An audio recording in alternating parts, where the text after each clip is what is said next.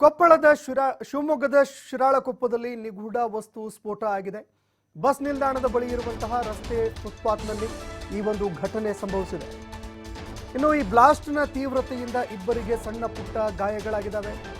ಇಬ್ಬರು ಗಾಯಾಳುಗಳು ಶಿಕಾರಿಪುರ ಆಸ್ಪತ್ರೆಗೆ ದಾಖಲಾಗಿದ್ದಾರೆ. ಒಂದು ಅನಾಮಧೇಯ ವಸ್ತು ಸ್ಫೋಟ ಆಗಿದೆ. ಯಾವ ವಸ್ತು ಇದು ಅನ್ನುವಂತಹ ವಿಷಯಕ್ಕೆ ಸಂಬಂಧಪಟ್ಟಂತೆ ಯಾವುದೇ ಮಾಹಿತಿಗಳು ಲಭ್ಯ ಆಗಿಲ್ಲ. ಬ್ಯಾಗ್ನಲ್ಲಿ ಇದ್ದಂತಹ ಒಂದು ವಸ್ತು ಏಕಾಏಕಿಯಾಗಿ ಸ್ಫೋಟಗೊಂಡಿದೆ.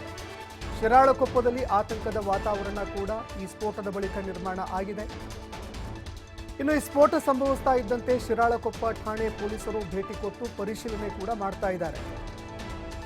ಇನ್ನು ಶಿಕಾರಿಗೆ ಬಳಸುವಂತಹ ಒಂದು ಸ್ಫೋಟದ ವಸ್ತು ಬ್ಲಾಸ್ಟ್ ಆಗಿರುವಂತಹ ಶಂಕೆ ವ್ಯಕ್ತವಾಗ್ತಾ ಇದೆ. ಶಿಕಾರಿಗೆ ಬಳಸುವಂತಹ ಸ್ಫೋಟಕ ವಸ್ತು ಬ್ಲಾಸ್ಟ್ ಆಗಿರುವಂತಹ ಶಂಕೆ ವ್ಯಕ್ತವಾಗಿದೆ. ಪ್ರಾಥಮಿಕ ಹಂತದಲ್ಲಿ ಇದು ಬೇಟೆಯಾಡಲಿಕ್ಕೆ ಅಂತ ಬಳಸುವಂತಹ ಒಂದು ಸ್ಫೋಟಕ ವಸ್ತು ಅಂತ ಹೇಳಲಾಗ್ತಾ ಇದೆ. ಹೀಗಾಗಿ ಪೊಲೀಸರು ಕೂಡ ಸ್ಥಳಕ್ಕೆ ಬಂದು ಇದಕ್ಕೆ ಸಂಬಂಧಪಟ್ಟಂತೆ ಪರಿಶೀಲನೆ ಮಾಡ್ತಾ ಇದ್ದಾರೆ. ಘಟನೆಗೆ ಸಂಬಂಧಪಟ್ಟಂತೆ ಪೊಲೀಸರು ಮಾಹಿತಿಗಳನ್ನ ಕೂಡ ಕಲೆ ಹಾಕ್ತಾ ಇದ್ದಾರೆ. ಇನ್ನು ಸ್ಫೋಟಕ ವಸ್ತು ಯಾವುದರಿಂದ ಮಾಡಲ್ಪಟ್ಟಿತ್ತು? ಕೇವಲ ಶಿಕಾರಿಗೆ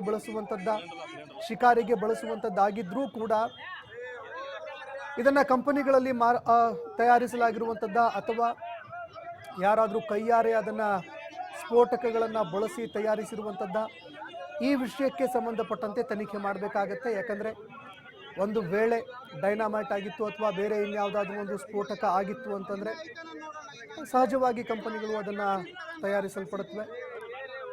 ಆದರೆ ಇದು ಒಂದು ವೇಳೆ ಕೈಯಾರೆ ತಯಾರಿಸಿದಂತಹ ವಸ್ತುವಾಗಿದ್ರೆ ಆ ಸಂದರ್ಭದಲ್ಲಿ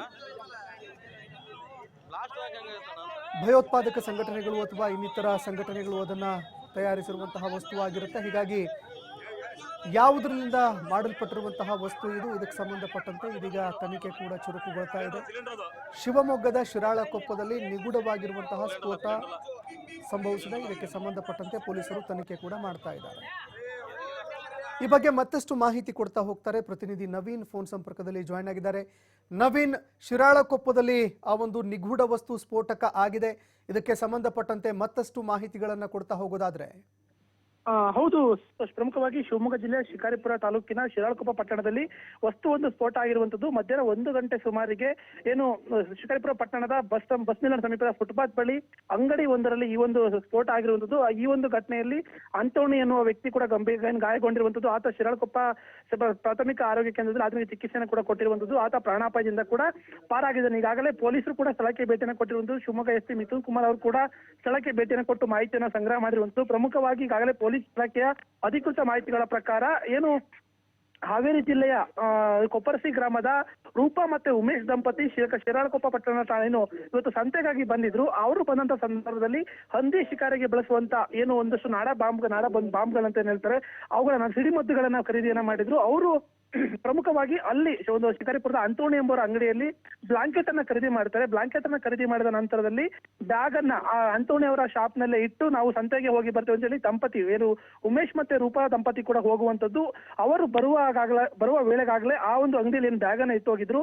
ಆ ಬ್ಯಾಗ್ ನಲ್ಲಿ ಇಟ್ಟಿದಂತ ಸಿಡಿಮದ್ದುಗಳು ಅಂದ್ರೆ ಹಂದಿ ಶಿಕಾರಿಗೆ ಬಳಸುವಂತ ಸಿಡಿಮದ್ದುಗಳು ಸ್ಫೋಟ ಆಗಿರುವಂತದ್ದು. ಹಾಗಾಗಿ ಈಗಾಗಲೇ ಪೊಲೀಸ್ ಇಲಾಖೆ ಅಧಿಕೃತ ಈ ಒಂದು ಘಟನೆಗೆ ಸಂಬಂಧಪಟ್ಟಂಗೆ ಪೊಲೀಸರು ಅಧಿಕೃತ ಮಾಹಿತಿಯನ್ನು ಕೊಟ್ಟಿರುವಂತದ್ದು. ಶಿವಮೊಗ್ಗ ಎಸ್ಪಿ ಮಿಥುನ್ ಕುಮಾರ್ ಅವರೇ ಈ ಒಂದು ಬಗ್ಗೆ ಸ್ಪಷ್ಟವನ್ನ ಕೂಡ ಪಡಿಸಿರುವಂತದ್ದು. ಪ್ರಮುಖವಾಗಿ ಅಲ್ಲಿ ಇವತ್ತೇನು ಶಿರಾಳಕೊಪ್ಪ ಪಟ್ಟಣದಲ್ಲಿ ಸ್ಫೋಟ ಆಗಿದೆ, ಸ್ಫೋಟದಲ್ಲಿ ಅಲ್ಲಿ ಸ್ಫೋಟ ಆದಂತಹ ವಸ್ತುಗಳು ಹಂದಿ ಶಿಕಾರಿಗೆ ಬಳಸುವಂತ ಸಿಡಿಮದ್ದುಗಳು ಅಂತೇಳಿ ಈಗಾಗಲೇ ಖಚಿತಪಡಿಸೋ ಕೆಲಸವನ್ನ ಮಾಡಿದ್ದಾರೆ. ಜೊತೆಗೆ ಈಗಾಗಲೇ ರೂಪಾ ಮತ್ತೆ ಉಮೇಶ್ ದಂಪತಿಯನ್ನ ಈ ಹಂದಿಗೊಲ್ಲರ ಜಾತಿಗೆ ಸೇರಿದಂತವರು ಆ ಒಂದು ಕಸಬನ್ನ ಮಾಡ್ಕೊಳ್ಳಿರುವಂತವ್ರು. ಹಾಗಾಗಿ ಅವರು ಶಿಕಾರಿಗಾಗಿ ಈ ಒಂದು ಅಕ್ರಮವಾಗಿ ಒಂದಷ್ಟು ಸಿಡಿಮದ್ದುಗಳನ್ನ ತೆಗೆದುಕೊಂಡು ಹೋಗ್ತಾ ಇದ್ರು.